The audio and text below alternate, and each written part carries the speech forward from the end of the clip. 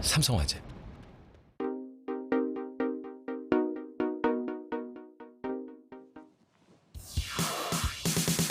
혁신기업에서 플랫폼 공룡으로 몸집을 키운 네이버와 카카오가 당국의 빅테크 때리기로 곤욕을 치르고 있습니다.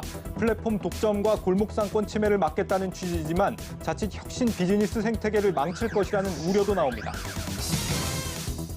정부가 추석 물가 잡기에 나섰지만 현장에서는 체감하기 어렵다는 분위기입니다. 재난지원금 지급과 연휴 효과로 수요가 계속 몰리고 있어 체감 물가는 더 오를 수 있다는 전망도 나옵니다.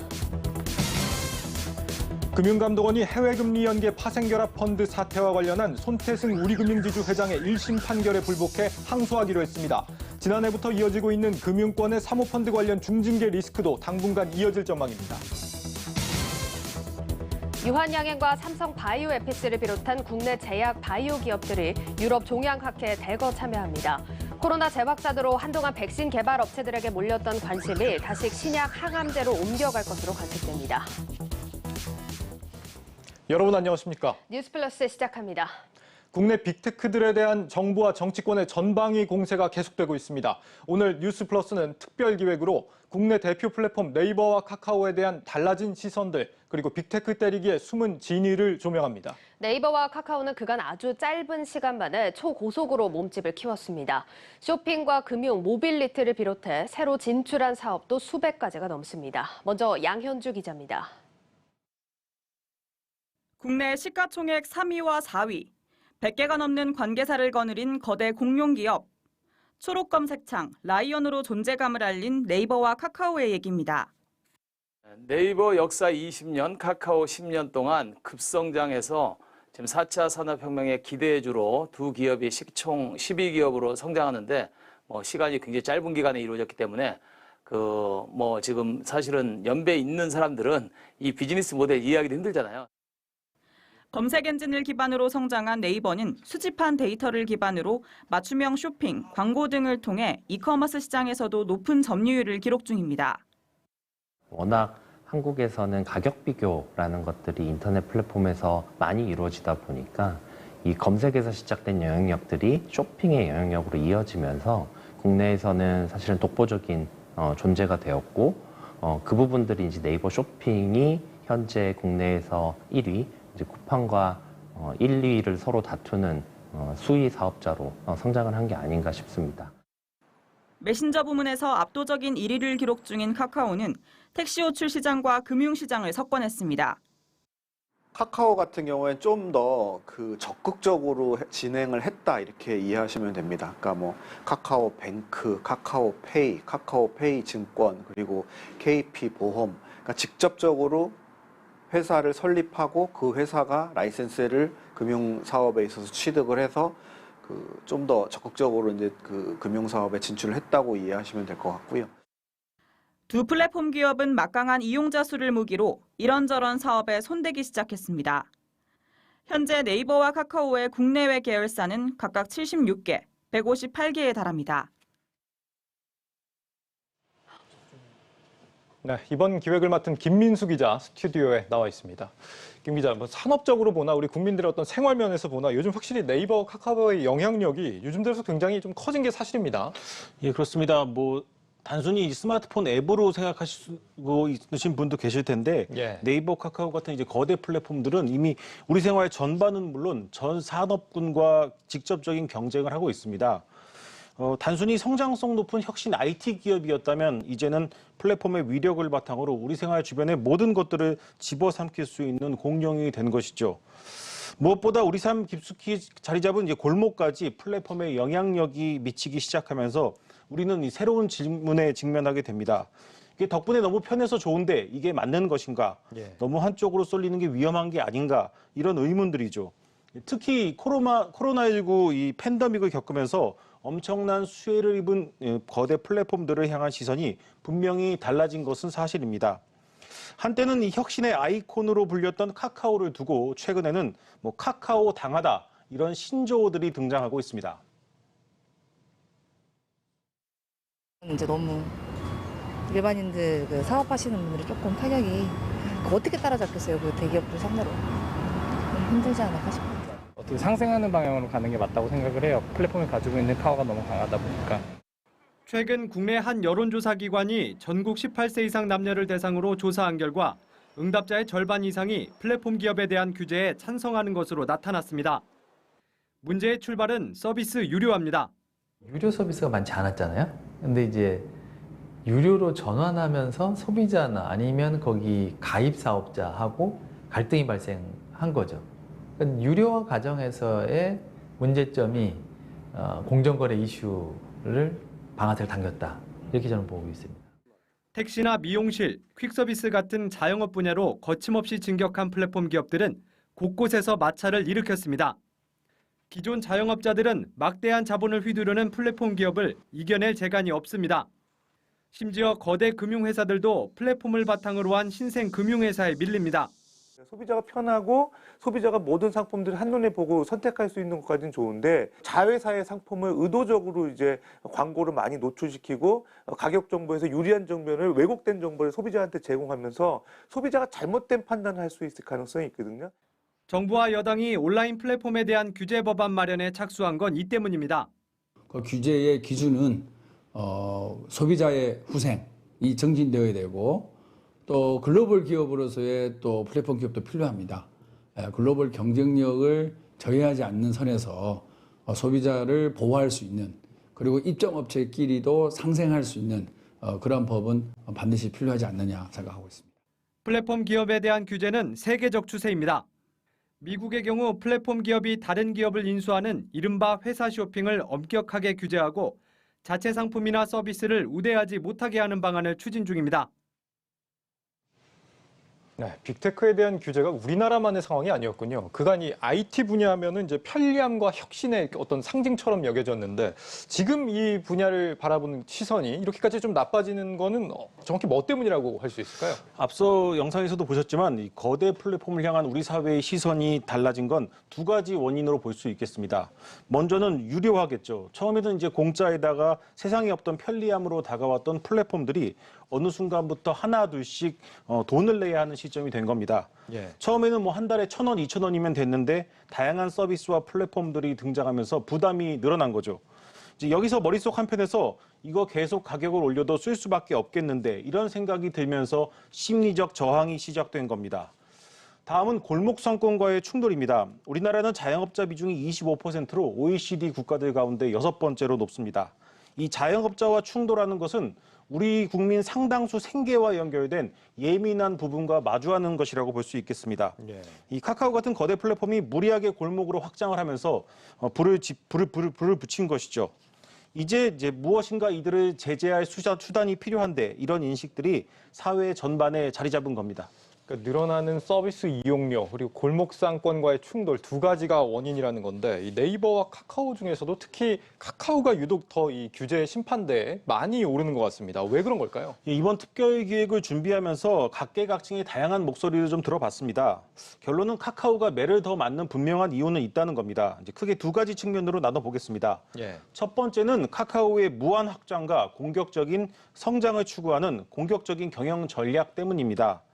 성장이 물론 기업의 본질이기는 하지만 그것이 탐욕으로 비춰질 수 있다는 것이죠.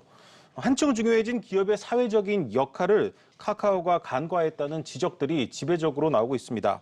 이 부분에 대해서는 아주 신랄한 비판의 의견을 한번 들어보시겠습니다. IPO에 완전히 올인해가지고 오직 그 매출 극대화를 하고 예를 들어서 다른 필요하면 막 M&A 뭐 닥치는 대로 M&A 해가지고 사업의 성장성을 입증하고 그걸 통해서 IPO에서 대박을 터뜨리고 그 속에 있는 임원들은 인생이 바뀌고 그러니까 지금 제가 볼 때는 계열사의 임원들은 김문서 왜 카카오를 창업했고 왜 카카오를 통해서 사회적 가치를 구현하려고 하고 이런 건 내가 보기에도 별로 관심이 없는 거예요. 이 김범수 창업자 같은 경우는 얼마 전에 이제 재산 절반을 기부하기도 하고 굉장히 그 사회적 가치를 좀 실현하는 데 관심들이 많은 것 같은데 막상 이 계열사 임원들은 그런 가치를 공유하는 것 같지가 않다라는 겁니다. 카카오 계열사들이 어느 정도길래 이런 비판을 받는 거죠? 예, 제가 지금 이제 한 가지의 이미지가 뜰 텐데요. 예. 이게 앞으로 보시게 될 게 이제 인터넷상에서는 나름 유명한 이미지인데 얼핏 보면 이 카카오가 상조 서비스까지 진출했어 이렇게 생각하실 수 있겠는데 사실은 이게 카카오의 문어발식 확장을 비꼰 겁니다. 네. 상조까지 뭐 진출할 거다 이렇게 비꼰 거라고 볼 수 있고요. 또 하나는 카카오 라이언의 그 엄청난 먹성을 풍자한 그림입니다. 우리에게 그 편리함과 혁신의 이미지였던 카카오가 사람들한테 이런 인식을 갖게 된 건 사실 카카오가 자초한 부분이 큽니다. 그러니까 혁신적인 기업이라고 말은 했지만 그동안 카카오가 보여준 모습은 대기업들의 그 문어발식 확장과 판박이었습니다. 물론 서비스가 보다 편리한 것은 사실이죠.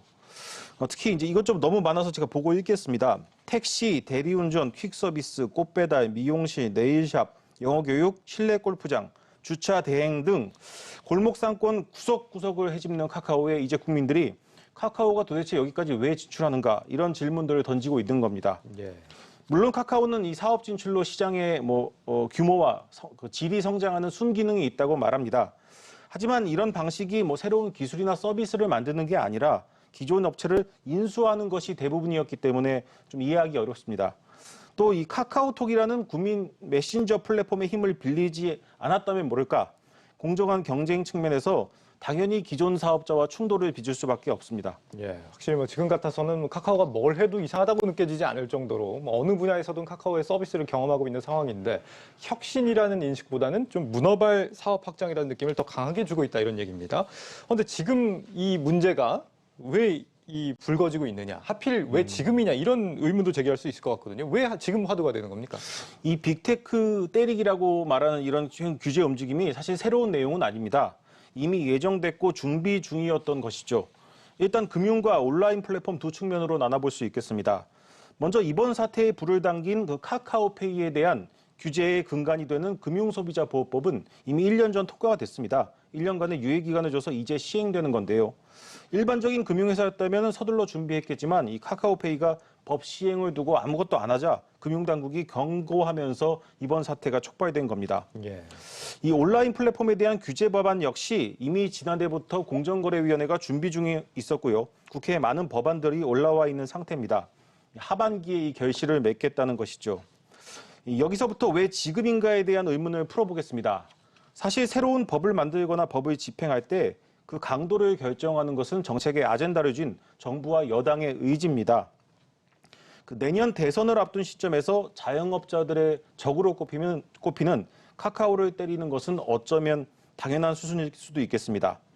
엄청난 최저임금 인상에다가 코로나19로 문재인 정부에 대한 자영업자들의 민심이 사상 최악인 상황인데요. 이런 상황에서 내년 대선을 앞둔 여당이 강력한 온라인 법을 만들어 자영업자 표심 잡기에 나서는 것이죠. 이 시점이 우연히도 그 대선 경선으로 이제 컨벤션 효과가 시작되는 바로 지금인 겁니다. 어떤 면에서는 이 플랫폼 카카오 네이버를 어떻게 좀 플랫폼 단속을 하기 위한 이런 목표도 있지 않을까, 대선을 앞두고 그런 생각도 해봅니다. 선거를 앞두고 표심을 의식한 행보로 풀이된다라는 건데, 그런데 이런 규제 움직임에 부담을 느끼는 게 네이버와 카카오만이 아니라면서요. 예, 사실 그게 가장 큰 걱정입니다. 이 거대 플랫폼을 향한 이 규제 움직임 때문에 한창 성장하는 스타트업들이 유탄을 맞을 것이라는 우려가 나오고 있습니다. 이 네이버나 카카오 같은 곳들은 버틸만한데 오히려 플랫폼 비즈니스 생태계를 망칠 수 있다는 전문가들의 목소리가 쏟아지고 있습니다. 정부가 골목상권 침해 논란과 관련해 빅테크 때리기에 나서자 스타트업 업계는 때 아닌 된소리를 맞고 있습니다. 빅테크를 겨냥한 규제의 칼날이 되려 스타트업 생태계를 말살할 것이라는 우려가 높아졌기 때문입니다. 빅테크 기업들도 플랫폼 형태를 많이 띄지만 다양한 스타트업들도 플랫폼을 통해서 기존 시장의 문제를 해결하면서 성장하고 있습니다. 그런데 이것이 플랫폼에 대한 일률적인 규제를 가하게 되면 자칫 스타트업들까지 규제의 대상으로 삼아서 스타트업들이 고사되는 그런 부정적인 영향도 우려되는 상황입니다. 빅테크 규제를 위해 공정위는 온라인 플랫폼 심사 지침 개정안을 들고 나왔는데 핵심은 점유율 판단 기준 개정입니다. 현행 공정거래법은 한 개 기업의 점유율이 50%를 넘거나 3개 이하 기업 점유율이 75% 이상일 경우 이들을 시장 지배적 사업자로 추정하고 제재를 가합니다. 하지만 그동안 점유율을 따질 때 매출액을 기준으로 삼았지만 이것만으로는 실질 점유율을 판단하기 어렵다는 지적이 일었습니다. 이 때문에 매출액뿐 아니라 이용자 수와 다운로드 수 등의 지표를 추가해 향후 독과점이 발생하지 않도록 미연에 방지하기 위한 개정을 추진하겠다는 겁니다. 문제는 이 같은 지침 개정이 이제 막 사업을 시작한 혁신기업 입장에선 사업을 펼쳐보지도 못한 채 싹이 잘려나갈 우려가 있다는 겁니다. 플랫폼 비즈니스의 경우 무료 서비스를 통해 이용자를 끌어모으고 이후 유료로 전환해 그동안 투자비를 회수하는 사이클이 일반적인데 기준이 개정돼 일정 수준이 넘는 이용자를 보유하면 수익화를 하기도 전에 규제 대상에 포함되어 버리는 역설이 발생하기 때문입니다. 카카오 네이버가 받는 규제를 소형, 중소형 또는 스타트업들도 동일하게 받는다는 거예요. 그렇게 되면 이 규제가 주는 효과는 대기업인 카카오 네이버보다 스타트업들에게 더욱더 강하게 작용이 돼서 경쟁을 배제시키는 효과가 생깁니다. 즉 스타트업이 성장해서 우리도 카카오가 돼볼래 하는 희망의 사다리를 없애버리는 거죠. 일각에서는 선거용 표심을 잡기 위한 빅테크 때리기에 스타트업 생태계가 희생되는 것 아니냐는 비판까지 나오는 상황. 디지털 시대를 대비하기 위해 플랫폼 기업들에 대한 새로운 교율이 필요하지만 이들이 혁신성을 유지하기 위해 사업자의 자발적 협약에 근거한 자율 규제가 필요하다는 지적입니다. 한국경제TV 유호성입니다. 네, 이런 규제 움직임 때문에 우리 산업에서 혁신 유전자가 완전히 사라져버리는 건 아닌지 좀 걱정이 됩니다. 이 공정위가 이번에 이 카카오 엔터까지 조사에 착수했다고 하고 추석 이후에는 또 국감도 예정돼 있다 보니까 규제가 아직 좀 시작에 불과한 게 아니냐 이런 우려가 나오는 상황인데 어떻게 좀 풀어가야 될까요? 이 앞으로의 전망을 먼저 이 정치적인 현실적인 분석으로 한번 분석해 보겠습니다. 이 문재인 정부가 가장 실패한 정책을 꼽으라면은 아마 부동산 정책과 이 자영업자 관련된 정책일 겁니다. 예. 먼저 이 부동산 정책이 이제 손쓸 수도 없이 실패한 상황에서 정부는 공급은 어쩔 수 없으니 돈줄을 틀어막아서 수요를 줄이겠다 이런 방향으로 가고 있는데 이런 상황에서 보다 쉽게 대출을 할 수 있는 핀테크에 대한 규제는 어찌 보면 당연한 거라고 볼 수 있겠습니다. 금융당국 입장에서는 가계부채라는 명분으로 대출을 줄여서 부동산 가격을 좀 붙잡아야 하는데 말을 잘 듣는 대형 금융사 말고 핀테크를 틀어줄 수단이 필요했던 것이죠. 그동안 별 관심이 없었던 금융소비자보호법이 이 강력한 무기로 등장을 한 겁니다. 정부 부처들이 이제 여당이 일사불란하게 플랫폼 규제를 외치는 건 분명한 메시지를 담고 있습니다. 앞서 영상에도 보셨겠지만 대선 시즌이 시작된 상황에서 자영업자들의 적으로 거대 플랫폼을 규정하는 것으로 볼 수 있죠. 이번 이 특별기획을 준비하면서 공정거래법과 같은 기존 법 체계로는 다룰 수 없는 플랫폼 경제에 대한 새로운 원칙이 필요하다는 공감대가 형성됐다는 것은 확인할 수 있었습니다. 하지만 우리에게 새로운 규제가 필요한 것이 아니라 새로운 원칙과 규율, 규범이 필요하다는 겁니다. 이게 선거용 규제로 인해서 우리 혁신의 생태계가 무너지지 않도록 냉철히 좀 지켜봐야겠습니다. 예. 이번 빅테크에 대한 규제가 시작되면서 가장 불안한 분들은 카카오나 네이버에 투자를 하시는 분들일 겁니다. 그렇다면 증권가에서는 이 두 종목의 미래를 어떻게 전망하고 있을지 애널리스트들에게 직접 들어봤습니다. 네이버와 카카오를 담당하는 애널리스트들에게 둘 중 한 곳에 투자를 해야 한다면 어디를 선택해야 할지 물었습니다. 네이버를 꼽은 애널리스트가 14명 중 11명, 79%로 압도적으로 우위를 보였습니다.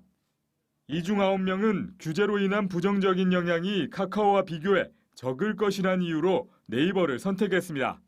우선 지금 상황에서는 저는 네이버가 좀 더 편할 수 있다고 생각해요. 첫 번째는 규제 이슈에 대해서 좀 더 뒤에 가 있다 생각하고 있고요. 그리고 올해 카카오 같은 경우는 주요한 자회사들이 상장을 많이 했습니다. 그러다 보니까 어떤 숨어있는 밸류에이션이 많이 드러난 상태고 반면에 네이버는 아직 자회사들이 상장을 많이 안 했거든요. 네이버에게 좀 기울어질 수밖에 없는 게 일단 그 카카오에게 좀 그 규제의 어떤 그 칼날이 집중돼 있는 건 확실한 것 같고요. 그리고 이제 그것들이 언젠가는 해결이 돼서 다시 성장을 회복하겠지만 어찌됐든 당분간은 그게 얼마나 될지 모르겠지만 당분간은 그 리스크로. 이어 네이버가 글로벌 시장으로 확장 가능성이 높다는 분석이 부각됩니다. 카카오가 가지는 모바일의 가치도 전혀 무시할 수 없지만 네이버가 갖고 있는 이런 플랫폼과 그리고 현재 어떻게 보면은 일본에서 가장 큰 메신저인 라인을 갖고 있는 회사잖아요. 그래서 이런 부분들까지 좀 복합적으로 본다면 저는 네이버가 현재 상황에서는 조금 더 투자 매력도가 있을 것이다. 반면 카카오를 선택한 애널리스트는 직접적으로 신사업에 진출하고 있는 점에 무게를 뒀습니다. 플랫폼으로서 영향력이 계속 커지고 있다는 부분들은 네이버, 카카오 모두에게 긍정적인 요소들입니다. 다만 조금 더 직접적으로 사업을 진출하고 있는 모빌리티나 핀테크 영역에서 조금 더 직접적으로 진출하고 있는 카카오를 조금 더 추천드리도록 하겠습니다. 네이버와 카카오 무승부를 선택한 애널리스트도 있습니다. 현재로서는 미래 경쟁력을 가리긴 이른 시기라며 좀 더 지켜봐야 한다는 평가입니다. 그것이 승패가 가려지기 전까지는 같이 가는 게 맞다고 생각하고 있고요. 지금 규제라든지 이런 것 때문에 주가가 조정받고 있지만은 저는 그게 뭐 아주 긴 기간 쉬어갈 것 같지는 않거든요. 그래서 당분간은 두 기업 모두에게 관심을 가져보시는 게 어떤가 싶습니다. 네이버, 카카오에 대한 투자를 고민하는 것은 닭이나 달걀이냐 이슈라고 생각이 됩니다. 지금 네이버, 카카오는 이제 가장 큰 경쟁력이 이용자 그리고 선점, 플랫폼 네트워크에 있다라고 생각이 되고 이제 그런 것들 기반으로 앞으로 또 이제 잘 성장할 것이 분명하기 때문에 저는 한국의 미래 산업에 투자하고 싶으시다면 네이버, 카카오 모두에 투자하는 이제 전략이 맞다라고 보고 있습니다. 장기적인 관점에서 자녀를 위해 투자할 종목이 어디인지라는 질문에 대해서는 네이버가 9명, 64%로 우세를 보였습니다. 이유로는 성장 가능성이 3명으로 가장 많았고 카카오 대비 제한적인 규제 영향과 글로벌 확장, 신사업 진출 기대감 등이 다음 순을 차지했습니다. 네, 이번 설문을 진행한 이민재 기자와 종목 이야기 좀 더 들어보겠습니다. 이 기자, 확실히 이 카카오보다는 네이버가 더 좀 긍정적이다 이렇게 보는 시각들이 많은 것 같은데 이 규제의 영향을 네이버가 더 적게 받을 거라고 보는 이유는 뭘까요? 역시나 그 네이버가 카카오보다 빅테크에 먼저 좀 들어섰고 그렇기 때문에 뭐 규제나 부정적인 여론 등에서도 빨리 좀 직면을 했습니다. 예. 당연히 준비도 앞섰고요. 계속해서 뭐 거론되는 뭐 사업 진출 방식이 대표적인데 예를 들어 뭐 직접적으로 진출하기보다 중개 등을 통해서 사업을 진행하는 것이 이제 대표적인 전략으로 꼽힙니다. 이 네이버, 카카오 담당 애널리스트 설문조사를 좀 보면요. 일단 모든 애널리스트들이 일단 플랫폼 규제로 인해서 부정적인 영향을 더 많이 받을 것으로 보이는 것을 모두 카카오로 꼽았습니다. 이 네이버 같은 경우에는 사실 이제 검색 포털 부분에서 이 지배적인 사업자라는 건 누구든지 알고 있거든요. 그런데 여기서 독과점 이슈에 좀 휘말리지 않도록 보수적인 입장을 계속해서 좀 취해온 것이 어찌 보면 득이 된 겁니다. 또 네이버가 일단 앞에서도 얘기를 했지만 라인이나 일본에서 좀 흥행했다는 점에서 해외로서 성장 가능성이 있기 때문에 국내에서 규제가 다소 조금 제한적이다라고 보는 게 맞습니다. 예, 규제 면에서는 그렇다는 얘기고 규제를 제외하면 어떻습니까? 미래 경쟁력 측면에서는 두 기업의 중에서 어디가 더 괜찮은 걸로 전망이 되고 있죠? 일단 뭐 설문조사를 좀 다시 살펴보면 좋을 것 같은데요. 네. 일단 규제를 제외한 미래 경쟁력 부분에서도 역시나 좀 네이버가 앞서고 있습니다. 성장 속도 면에서는 네이버가 카카오 대비해서 조금 느릴 수 있다라는 평가가 나오고 있지만 일단 여유 있는 유보 자금이 많고요. 또 비교적 성공이 확실한 분야에서 좀 사업을 진행하는 게 많다 이런 평가가 나오고 있습니다. 또 뭐 이제 미래 신사업으로 많이 거론되는 뭐 AI라든지 빅데이터 분야에서도 네이버가 상당히 좀 앞서 있다는 의견이 나오고 있는데 AI 같은 경우에는 해외 연구소를 인수하고 또 인력을 늘려가는 게 조금 좋다라는 얘기를 많이 하고 있고요.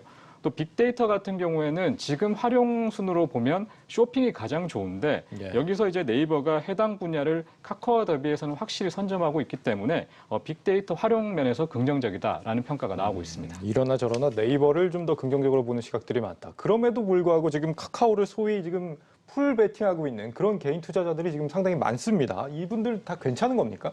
네, 맞습니다. 일단 개인 투자자들 같은 경우에는 카카오 주식을 지금 계속해서 좀 사들이고 있는데요. 일단 이 기간 동안에 뭐 카카오뿐만 아니라 네이버도 샀지만 일단 규모 면에서 보면 거의 2배 수준입니다. 그럼에도 이 주가 같은 경우에는 이런 개인 풀베팅에도 이제 화답을 하지 못하는 상황인데요. 앞서 언급한 여러 불확실성까지 고려하면 이 카카오에 투자한 개인 투자자들 같은 경우에는 좀 불확실성이 클 수밖에 없습니다. 하지만 이 투자자 입장에서 카카오를 외면할 것은 아니라는 평가입니다. 이 애널리스트 같은 경우에는 카카오가 네이버보다 좀 오랫동안 규제에 시달릴 수는 있지만 이 회복을 못할 수준은 아니다라고 일단 평가를 했고요. 또 빅테크에 대한 규제는 일단 세계적인 추세고 또 대선 등 정치적으로 민감한 시기마다 좀 수면 위로 계속 떠오르는 게 이게 주기적으로 반복이 되기 때문에 이 네이버나 카카오 모두 이 다른 앞서 제조 여러 그 대기업처럼 좀 단련이 될 가능성이 높다라는 평가가 나오고 있습니다. 또 이후에 이 카카오가 이제 조금 더 내놓을 뭐 공정이라든지 상생, 뭐 사회 환원과 같은 여러 가지 방안들이 이 규제 리스크를 갈수록 좀 줄일 수 있다라는 평가가 나옵니다. 이번 규제 이슈가 지나고 나면 또 희망을 가져볼 부분이 있다 이런 거네요. 알겠습니다. 이 추석 이후에 플랫폼 규제에 대한 움직임이 좀 본격화될 걸로 보입니다. 앞으로의 규제 시나리오 어떻게 예상이 되고 있습니까? 사실 이제 앞으로가 걱정입니다. 당장 다음 달부터 열리는 국회 국정감사에서 이 빅테크 때리기가 이제 폭풍처럼 몰아칠 겁니다. 늘 등장하는 이제 군기잡기와 뭐 챙피주기 대상이 예전에는 대기업 CEO였다면 올해는 이 플랫폼 기업 대표가 될 겁니다. 뭐 김범수 카카오 의장, 이해진 네이버 의장, 뭐 강한승 쿠팡 대표, 배찬 야노이자 대표 등 주요 국내 플랫폼 빅테크 대표들이 국감 증인으로 등장할 전망입니다. 이번 국정감사를 통해서 이들 빅테크를 향한 여론은 한층 악화될 수밖에 없습니다. 이를 통해서 정부와 여당이 추진 중인 온라인 플랫폼법이 한층 더 강화될 가능성이 높습니다. 기존에 논의하고 준비하던 것보다 더 강력해질 수 있다는 것이죠. 특히 대선 시즌을 맞아서 정확한 검증 없이 속전속결로 진행될 수 있겠습니다. 좀 눈여겨봐야겠습니다. 네, 심판대에 오른 빅테크, 앞서 김 기자의 말대로 선거용 규제가 아니라 새로운 원칙과 규율을 정립하는 계기가 돼야겠습니다. 김민수, 이민지 기자와 함께했습니다. 잘 들었습니다.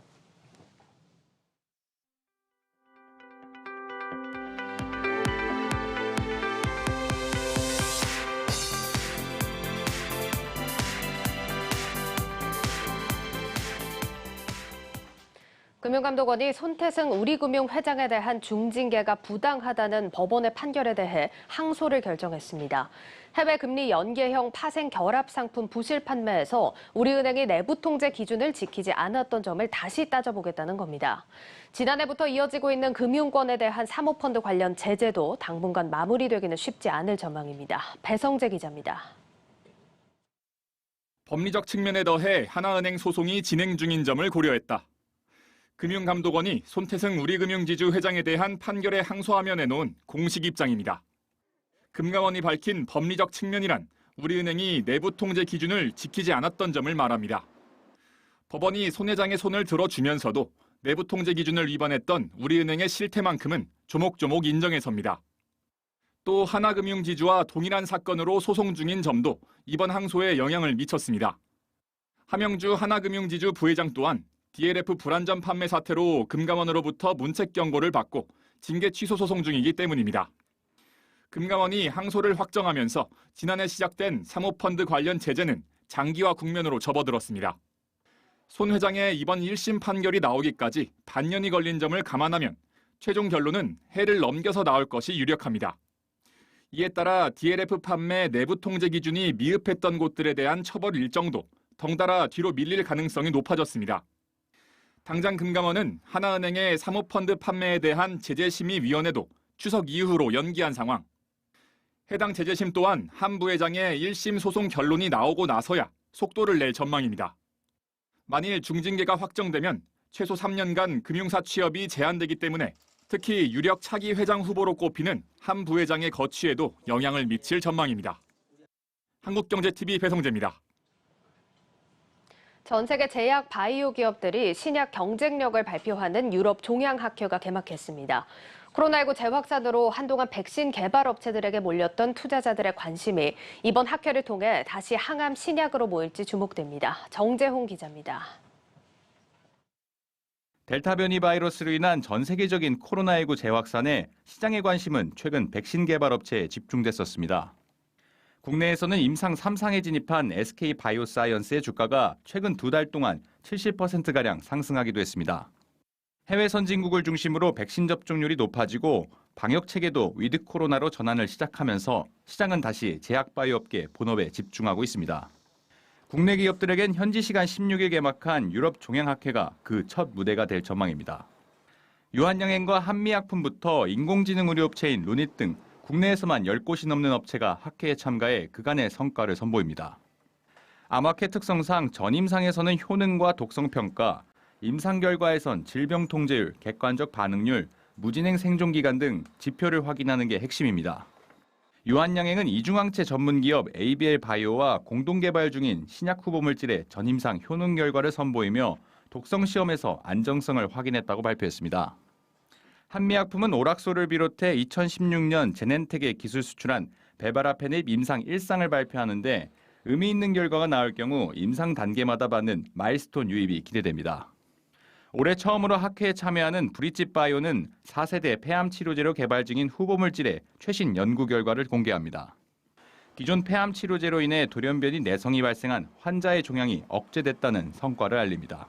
약제를 1년 내지 2년 정도 쓰고 나서 발생하는 돌연변이 단백질에 대한 내성 기전에 대해서는 현재 특별한 약이 없었고 다행히 저희 BBT176이 세포실험, 동물실험에서 좋은 결과를 보였으며 임상시험에 현재 세계 최초로 진입한 것을 유럽 지역의 종양내과 전문 의들에게 보여주고 싶어서 이번에 발표하게 되었습니다.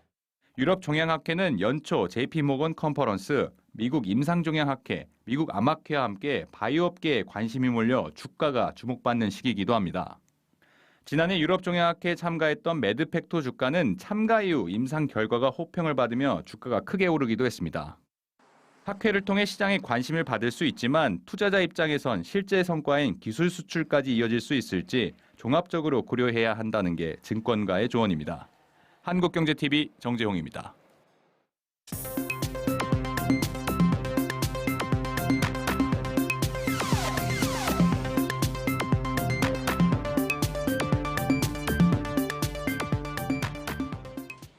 다음 주 추석이 코앞으로 다가오면서 정부가 추석 성수품 물량 공급을 늘려서 가격이 안정세를 찾았다고 발표했습니다.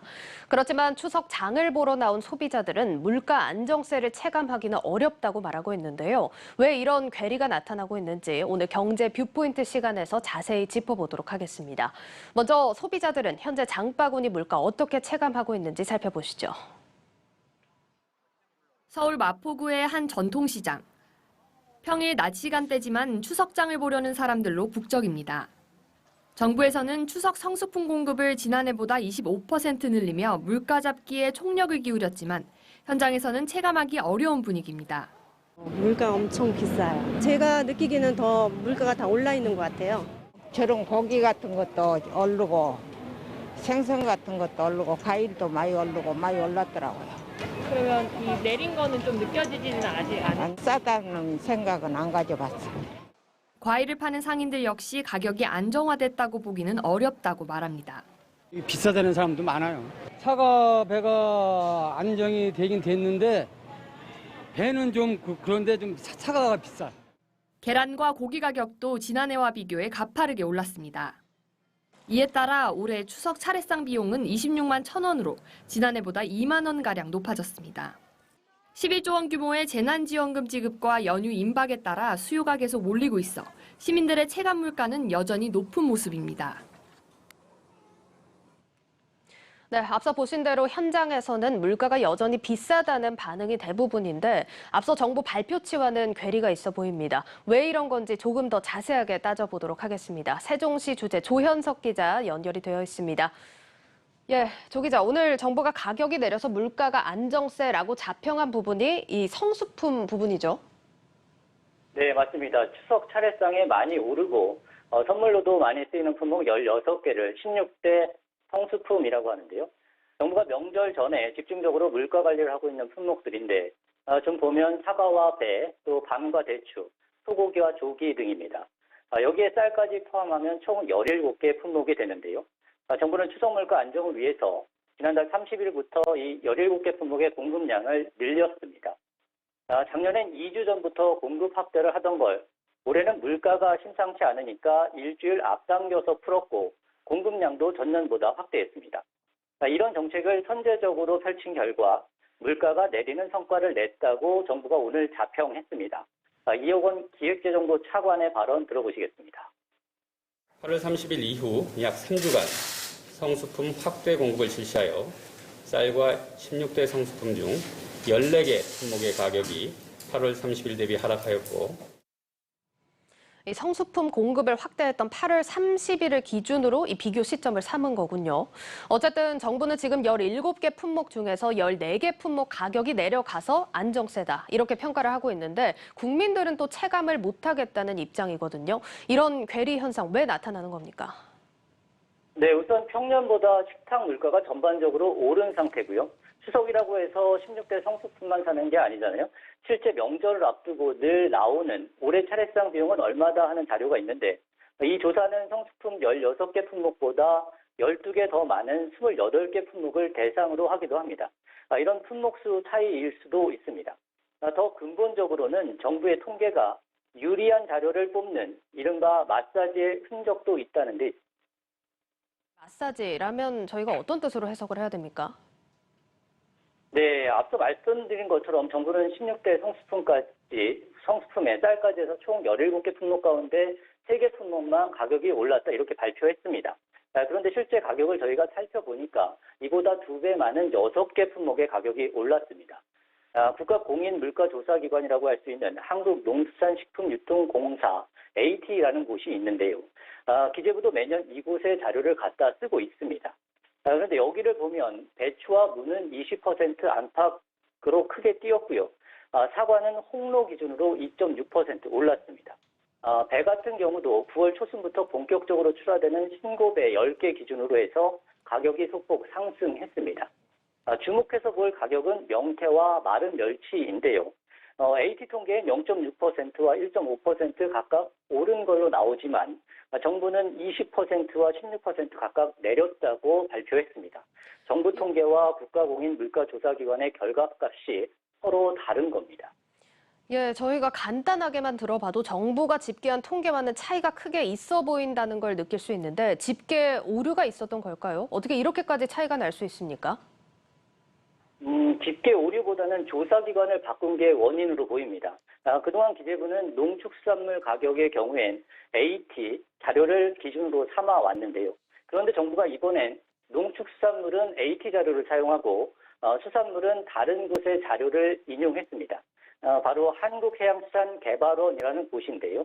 물가관리나 가격조사를 전담하는 기관은 아니고 해양과 수산, 해운과 항만 등 이런 분야의 정책 개발을 담당하는 국책연구기관입니다. 그렇다면 이 한국해양수산개발원 물가조사와는 좀 동떨어져 보이는 기관인 것 같은데 왜 여기 자료를 인용했을까요?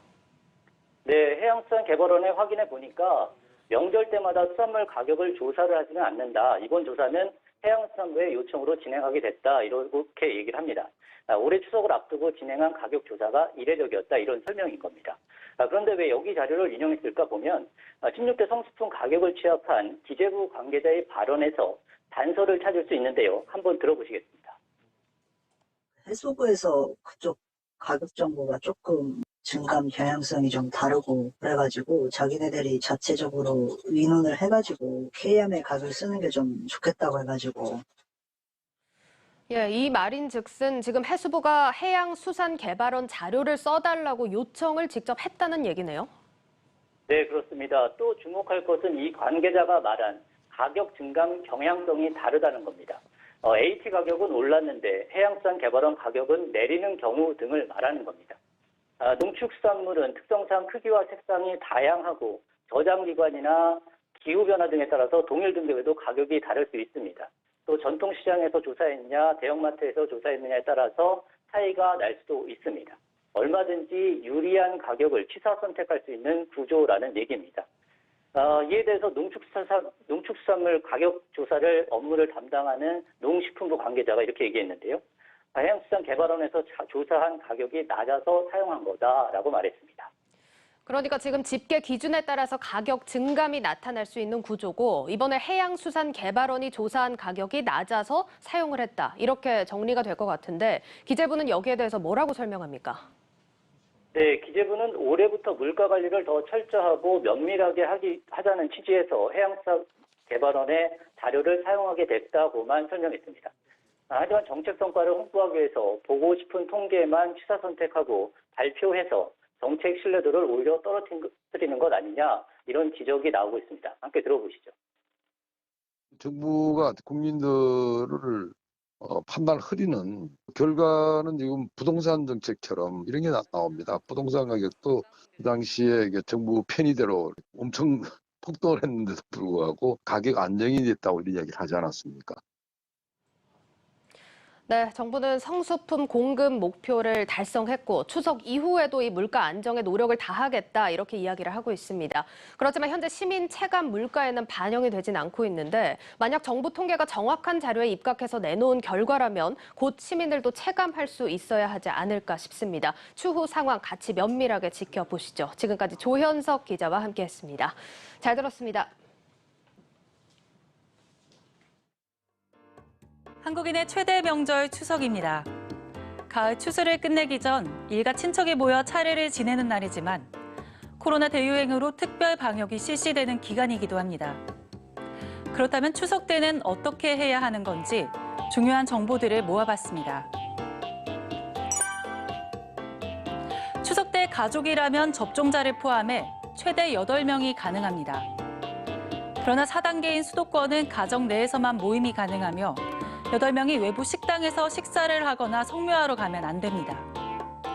식당 이용 같은 외부 활동은 접종자를 포함해 최대 6명만 가능합니다. 동거 가족이나 돌봄 인력은 예외가 인정됩니다. 추석 철도 승차권은 거리 두기를 위해 창가 좌석만 판매했는데요. 그러다 보니 예매가 어려웠다는 분들도 있었습니다. 하지만 추가 예매나 판매는 더 없어 자가용 등을 이용해야 합니다. 방역당국은 가급적 최소 인원으로 고향을 방문하길 권하고 열차나 휴게소에서의 취식을 금지한다고 밝혔습니다. 이번 추석도 설날 때와 마찬가지로 고속도로 휴게소를 이용한다고 해도 테이크아웃만 가능합니다. 벌초할 때도 방역 수칙을 지켜야 합니다. 마스크를 꼭 쓰고 참석 인원과 체류 시간을 최소화해야 합니다. 음식물 섭취도 자제해야 하는데요.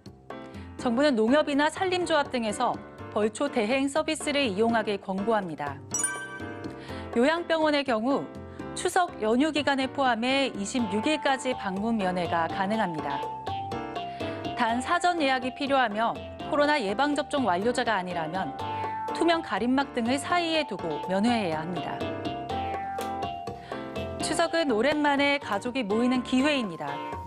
하지만 고령의 부모님이 백신 접종 완료자가 아니라면 방문을 자제하는 게 좋습니다.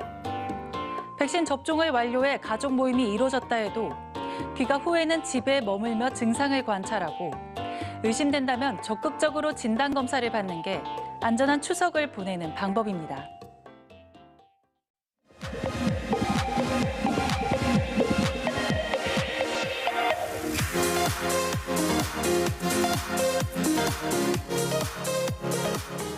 네, 차트를 통해서 이번 주 증시 정리하고 다음 주 증시까지 전망해 보시죠. 증권부 지수희 기자와 함께 하도록 하겠습니다. 예, 지 기자, 이제 다음 주는 우리 증시 추석 연휴로 좀 길게 쉬어가는데 미국 시장도 그렇고 해외 시장은 또 열리다 보니까 주목해 볼 만한 이벤트들 많죠? 네, 그렇습니다. 다음 주 미국에서 FOMC 회의가 열리고요. 또 주요 경제 지표도 발표가 되는데요. 예. 추석 연휴 기간에 체크해야 할 사항을 먼저 리포트로 정리했습니다. 박스권 장세에서 등락을 반복하던 우리 증시는 추석 연휴를 맞아 잠시 쉬어갑니다. 우리나라와 중국은 20일부터 3일간, 일본은 20일과 23일, 홍콩은 22일 휴장합니다. 하지만 미국은 정상적으로 장을 운영하기 때문에 서학개미들은 마냥 쉴 수만도 없습니다. 증권업계는 추석 연휴에 진행되는 미국 연방공개시장위원회 회의를 주목할 필요가 있다고 조언합니다. FOMC 회의가 20일, 22일 날 열려요. FOMC 회의를 앞두고 미국이 어떤 발언에서 어떻게 반응하는지 테이퍼링은 받아들이고 있는 거고 금리 인상의 속도가 금리 인상이 얼마나 빨리 될 거냐 거기에 더 신경을 많이 쓰고 있는 거고요. 테이퍼링이 연내 시작될 것이라는 가능성은 꾸준히 제기되었기 때문에 이번 회의에서는 금리 인상 속도가 관건이라는 분석입니다. 또 오는 20일 미국 9월 주택시장지수와 21일 미국 8월 신규 주택 착공 실적을 시작으로 연이어 주택 판매 실적 발표가 이어집니다. 1차적으로는 그렇지만 파생되는 걸 살펴보시면은 그게 인플레이션으로 이어지잖아요. 인플레이션 쪽, 소비 쪽, 그리고 소비에 더해서 바이든 정부 쪽에서 계속해서 정책을 얘기를 하고 있잖아요. 추가적인 정책이 나올 수도 있겠죠. 미국 주택 관련 실적이 예상치보다 높게 나온다면 결국 인플레이션 위험 요인으로 작용할 수 있다는 평가입니다. 이 밖에 22일 레나, 21일 페덱스와 어도비, 22일 블랙베리 등 미국 주요 기업들의 2분기 실적도 발표될 예정입니다. 또 오는 21일 열리는 유엔 총회에서 기후변화 대응, 코로나19 극복, 한반도 평화 구축 등의 안건이 오고 갈 것으로 전망되는 만큼 해외 증시에서 관련주의 움직임도 주목할 필요가 있습니다.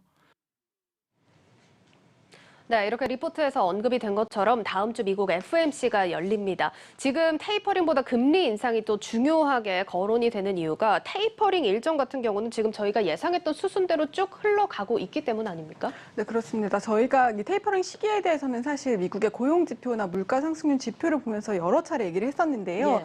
이 9월이냐 11월이냐를 두고라는 의견이 좀 분분했습니다. 9월에 할 것이냐 11월에 할 것이냐. 하지만 11월에 공식 발표될 것이라는 의견이 시장 전망의 대세입니다.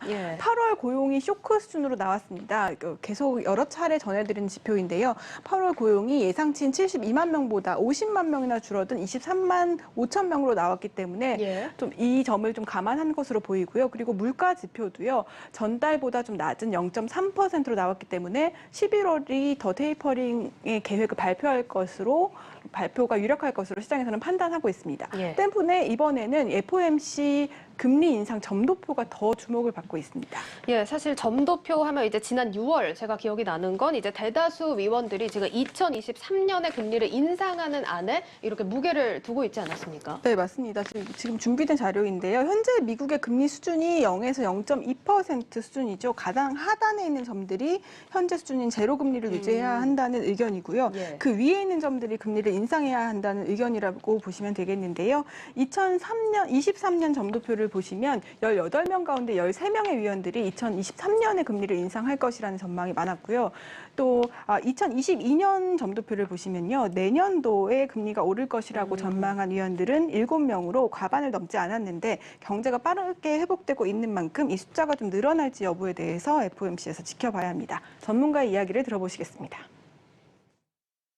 지난 6월 FOMC에서 2023년에 금리 인상이 2번 될 거라는 식의 점도표가 찍히면서 좀 매파적으로 해석됐던 경향이 있었거든요. 이번에 9월 FOMC에서는 2023년보다는 2022년 점도표가 금리 인상에 대한 점도표가 늘어날 가능성이 좀 있습니다. 2022년으로 금리 인상 기간이 당겨진다면 시장에 좀 부정적인 영향을 줄 가능성이 좀 네, 이렇게 추석 연휴를 보내는 사이 미국에서 FOMC 회의가 열리는 만큼 잘 체크를 해보셔야겠습니다. 자, 일단 FOMC 회의가 21일부터 22일까지 열리는데 저희는 결과를 언제쯤 확인해 볼 수 있을까요? 네, 이게 결과는 추석 FOMC 둘째 날 회의가 끝나면서 성명서와 함께 이 점도표를 확인해 보실 수 있겠는데요. 우리 시간으로는 추석 연휴가 끝나는 다음 날인 23일 목요일 새벽 3시 정도가 될 것으로 보입니다. 이 연휴가 끝나는 다음 날이기 때문에 아무래도 이 출근해야 된다는 불안감 때문에 좀 잠 못 주무시는 분들이 많으실 텐데요. 강제적으로 좀 결과를 실시간으로 보실 수 있지 않을까 싶습니다. 일찍 잠드신 분들은요. 연휴가 끝나는 다음 날 아침 출근하시면서 뉴스로 확인하실 수 있겠습니다. 예, 알겠습니다. 자, FOMC 결과까지 또 면밀하게 체크를 해보시면 좋을 것 같고요. 다음 이슈, 현대중공업 이슈 한번 다뤄보도록 하겠습니다. 오늘 상장을 했는데 변동성이 꽤 컸습니다. 오늘 첫날 상황부터 살펴볼까요? 네, 현대중공업 공모가 6만 원이었는데요. 오늘 시초가는 공모가 2배에 가까운 11만 1,000원에 형성이 됐습니다. 하지만 시작과 동시에 9만 1,000원까지 떨어지면서 좀 약세로 전환을 하나 싶었는데 바로 상승 전환하더니 13만 5,000원까지 상승했다가 결국 오늘은 0.45% 오른 11만 1,500원 보합권에서 마감을 했습니다.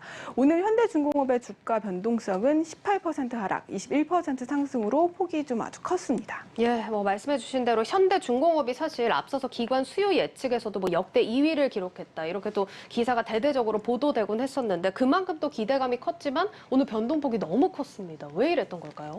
네, 보시는 대로 이 현대중공업은 기관 대상 수요 예측에서 경쟁률이 1835대 1을 기록을 했었습니다. 1위였던 SKIT에 비해서 이어서 2위였는데요. 시초가가 2배 가까이 뛰었기 때문에 이 사모펀드 투자 기관들의 차익 물량이 장 개장과 동시에 쏟아져 나온 것으로 분석이 됩니다. 예. 하지만 또 이 보호 예수가 걸려 있는 공모 기관들도 청약에 많이 참여를 했기 때문에 현대중공업의 경우에는 유통 물량이 전체 주식의 10%밖에 안 됐는데요. 따라서 일반 청약자들이 주식을 구하기 힘든 상황이 되면서 오늘 청약을 통해서 공모주를 받지 못한 투자자들의 매수세가 들어오면서 장중 상승세가 높았던 것으로 분석이 됩니다. 특히 이 조선주에 관심이 있는 투자자들은 업계 1위가 시장에 등판을 하면서 자금을 현대중공업으로 이동시킨 것으로 분석이 되는데요. 이 현대중공업을 제외한 삼성중공업과 현대미포조선, 대우조선해양 등은 일제히 하락하는 모습을 보였습니다. 예, 뭐 그렇다면 이제 추석 이후에나 저희가 매수를 원해도 현대중공업을 이제 살 수가 있을 것 같은데 벌써 복목가 대비 2배 이상 올라간 주가입니다.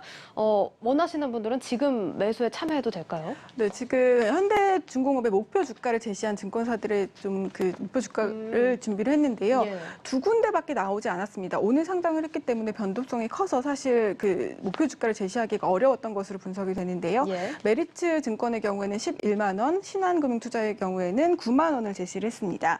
오늘 그 목표 주가를 이미 뛰어넘은 넘어섰죠, 예. 그 종가를 기록을 했는데요. 조선주 담당 애널리스트들은 당분간 그 변동성이 좀 클 것으로 예상하기 때문에 장기적으로 투자하실 경우에는 추석 이후 바로 들어가셔도 좋지만 일단은 변동성 구간이 지난 이후에 투자하는 것을 권하고 있습니다. 관련 인터뷰를 들어보시겠습니다.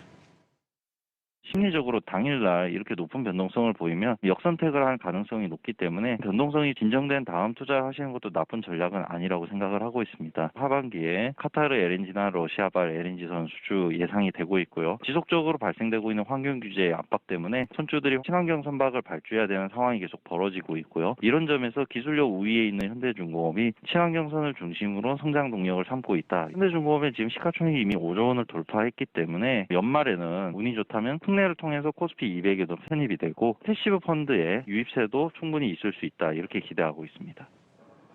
네, 이렇게 현대중공업 주가 전망까지 잘 들어봤습니다. 잘 고민해보시고 투자 시점 판단해보시면 좋을 것 같습니다. 지금까지 증권부 지수희 기자와 함께했습니다. 고맙습니다.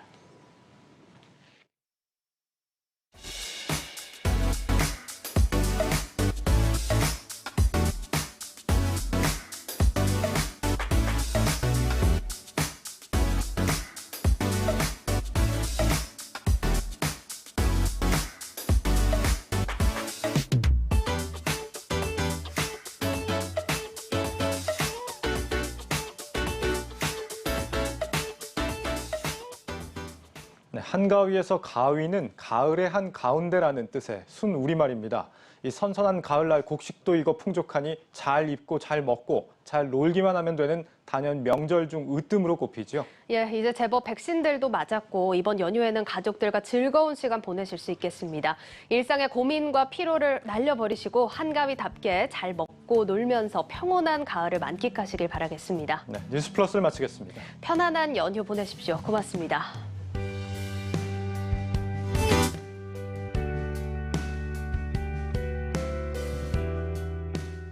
이 연약한 아기 거북이는